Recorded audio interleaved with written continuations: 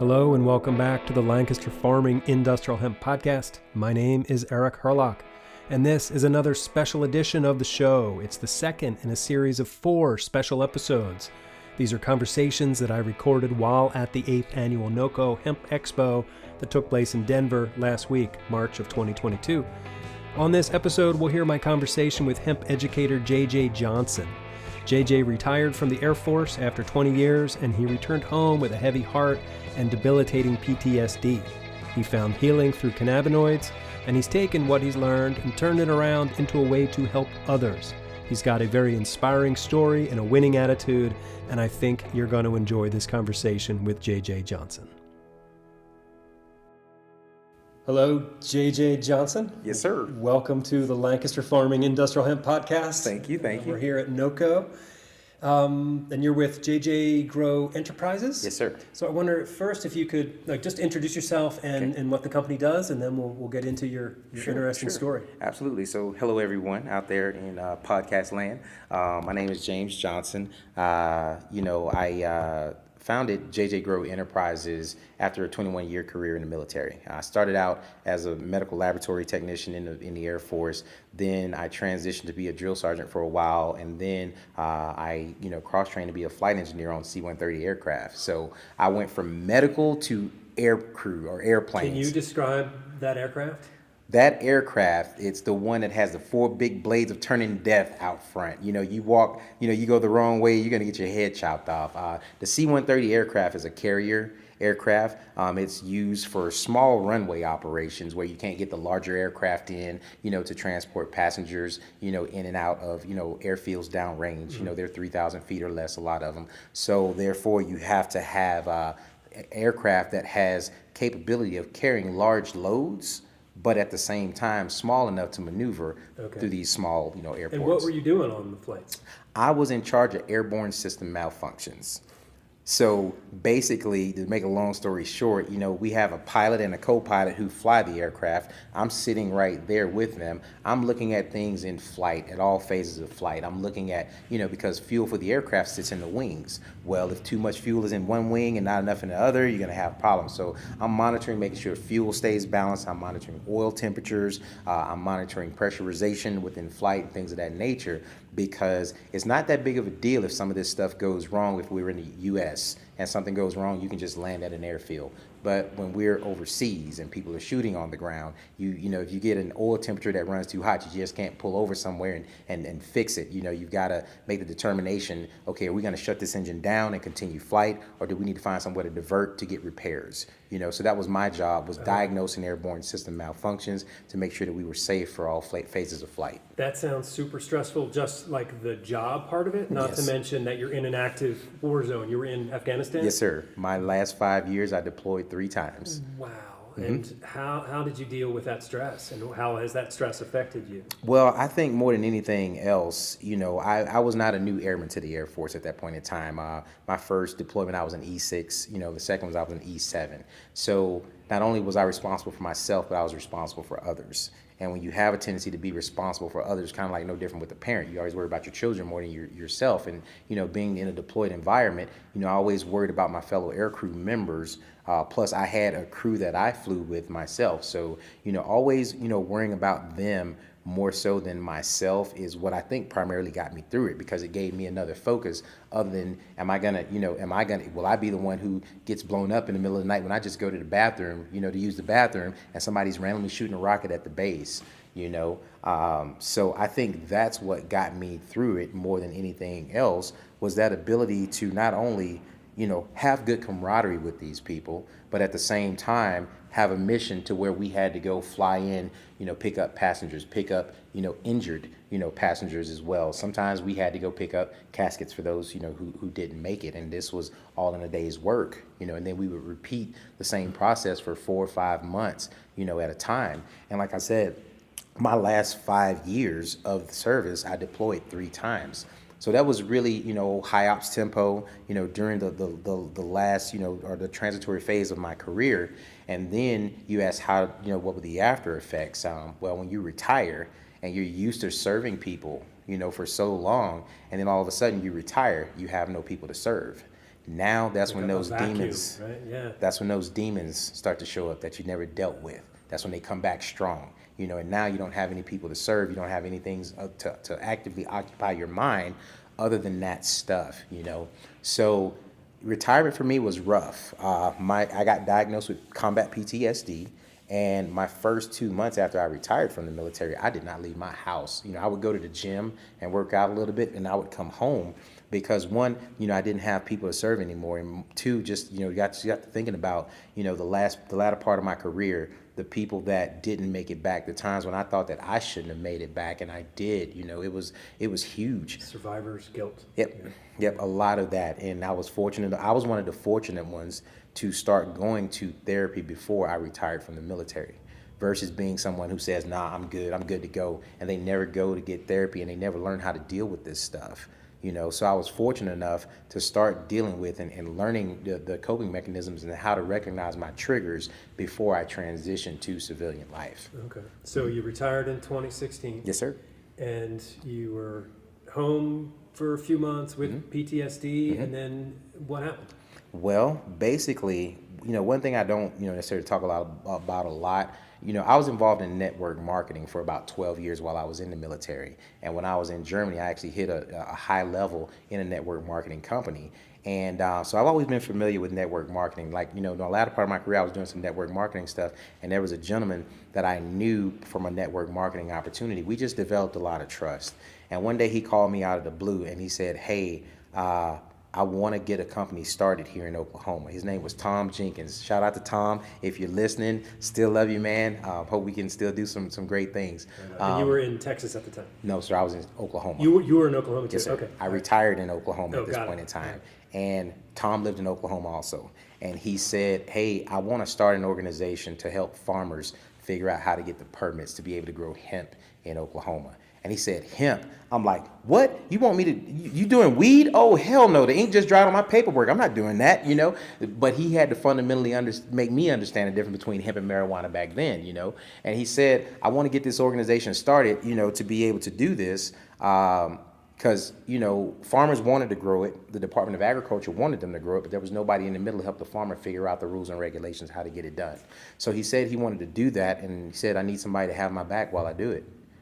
Him saying those words, "have my back," was enough to snap me out of my funk. And I said, okay.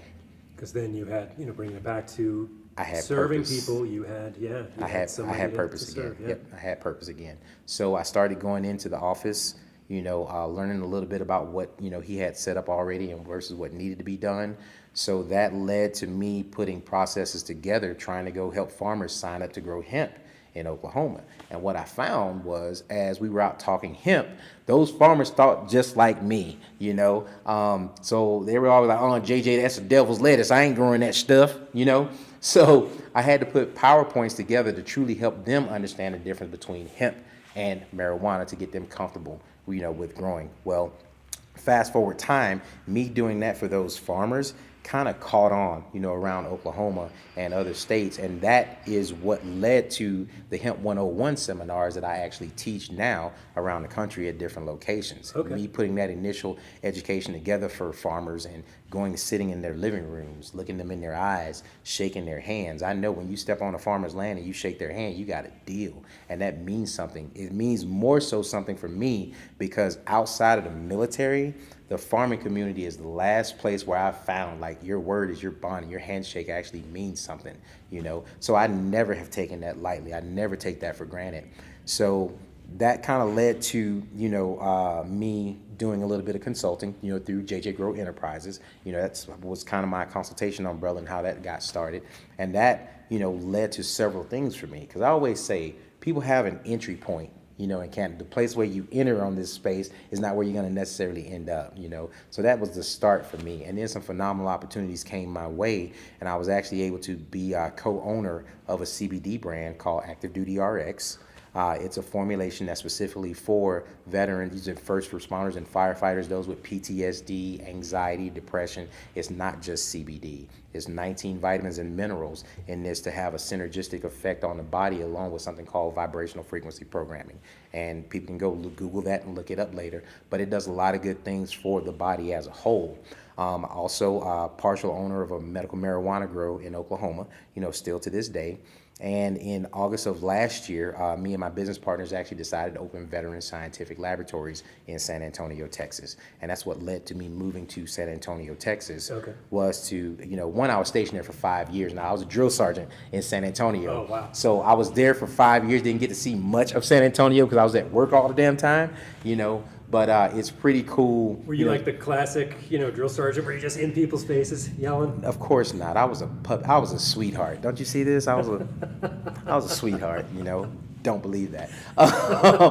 But so I always had a desire to get back to San Antonio because I loved it so much when I was there. And my best friend on the planet, I also call him my brother. Shout out to Garvin Beach as well. He is my brother, and he is also, the lab director for Veteran Scientific Laboratories. We started out in the military as medical laboratory technicians. So we have the lab open now, and I really love it because 2 of my business partners are successful cannabis testing laboratories owners in other states. So it's not like we had to figure it out by ourselves. Okay. We had excellent points of reference. So they feed information into him. I don't want to be in the lab. I don't, I'm the business development guy. I'm the guy that goes out and kind of tells the story and do all that stuff. And he handles the lab work and all the lab flow. So I love that. I also love the fact that the Hemp 101 seminars that I do, right, I'm able to offer those in our laboratory. Okay. And I'm not trying to toot on my own horn, but there are other laboratories out there that can educate on their laboratory process, and that's awesome. But there are not a lot of laboratories out there that can not only educate on their laboratory process, but cover the cannabis industry as a whole. Okay. I can talk about rules and regulations. I can talk about the medical side of the plant. I can transition and talk about the industrial side of the plant. I can transition and talk about testing. And I can give some lessons learned and some tips based on my practical experiences of helping these farmers, get things done. So I'm able to touch on all of these things in about an hour, hour and a half. And it helps me with my protector mindset, because I feel like I'm protecting these people who are the salt of the earth. They're so good and they want to do good, and they're trying to get in this industry and they don't know where to go. And without farmers, we have nothing. We have nothing. You're 100% correct. We have nothing. They want to do right and they want to get started the right way, but they end up dealing with some of these jackwagons and weasels, that don't have their best interest at heart, and they take them for granted because they know that they have good hearts, and it's bullshit. Industrial hemp. I just don't think it's right, for them to do people like that. So once again, me having that need to serve, it helps me with my own personal demons and things that I try to push past. So that's why I take, every opportunity to do a Hemp 101 so seriously, as well as just helping these people as a whole, because it's needed at a time. We are the front line. There is no Better Business Bureau for cannabis. I am the freaking Better Business Bureau in terms of making sure that people get started the right way and they're protected to the maximum extent possible, as they transition into or out of this space, Okay, yeah. With Hemp 101, is that something like someone who's listening, they could hire you to come out and give the presentation? Absolutely. To universities or who, anybody? Absolutely. Yes. Hopefully, good Lord willing, and the creek don't rise, because I'm country. I'm from Alabama. Hopefully, I have an opportunity possibly come my way for me to actually go to Texas A&M within the next couple of weeks and possibly do Hemp 101 for some of their students in their agriculture, their hemp program awesome. There. Okay. But I can go around different locations and do it. I mean, I need money, to get there. It's like you got to put gas in the car. I'm not sleeping in my car, so somebody's got to put me in a hotel. Sure. Yeah, things of that nature. So how do people find you for that? It's like a Hemp 101 website? 2 ways. Okay.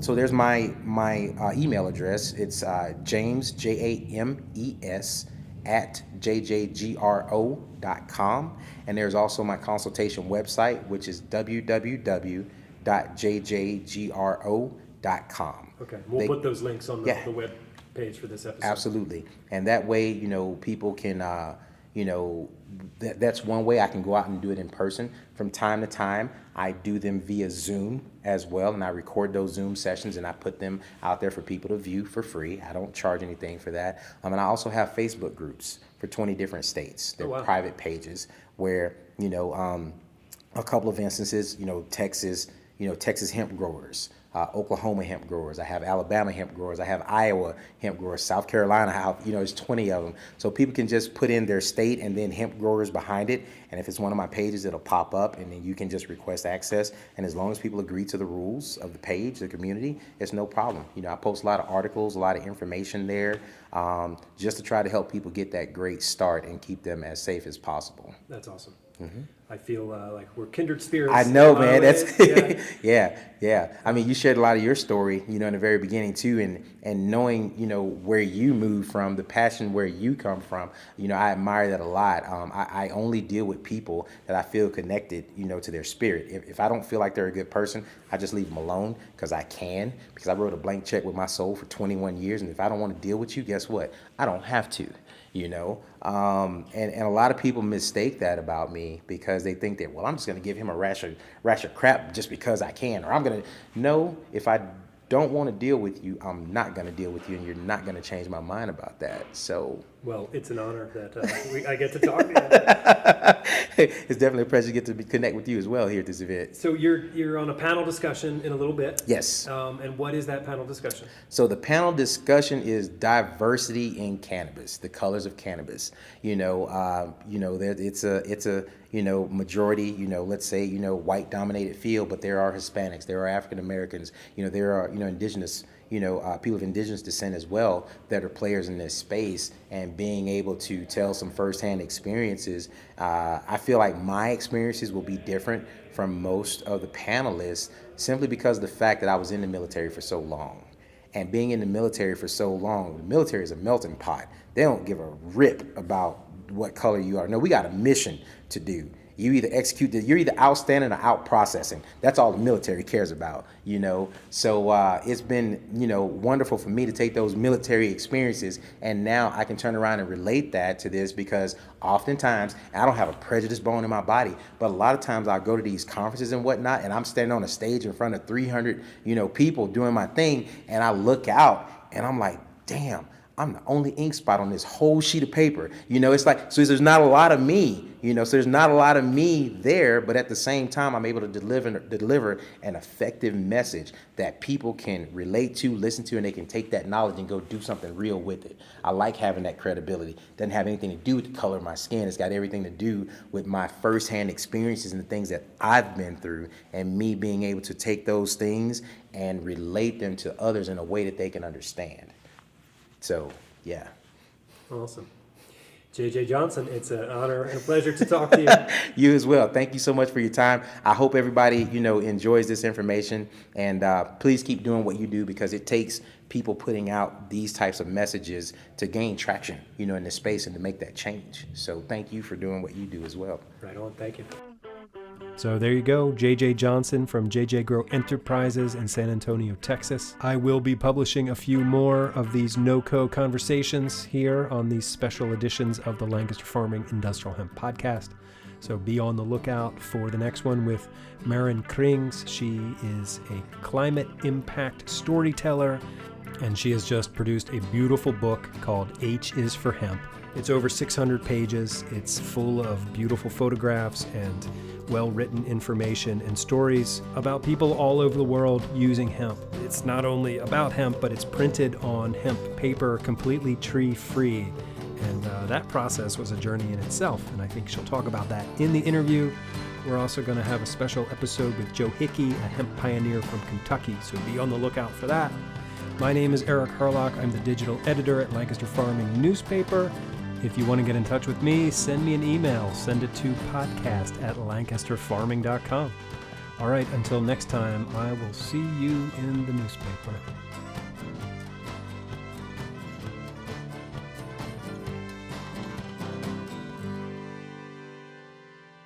Industrial hemp. This episode of the Lancaster Farming Industrial Hemp Podcast is copyright 2022 by Lancaster Farming Newspaper, part of the Steinman Communications family. Today's show is written and recorded, edited and produced by Eric Herlock. The music you hear throughout the show is courtesy of Tin Bird Shadow.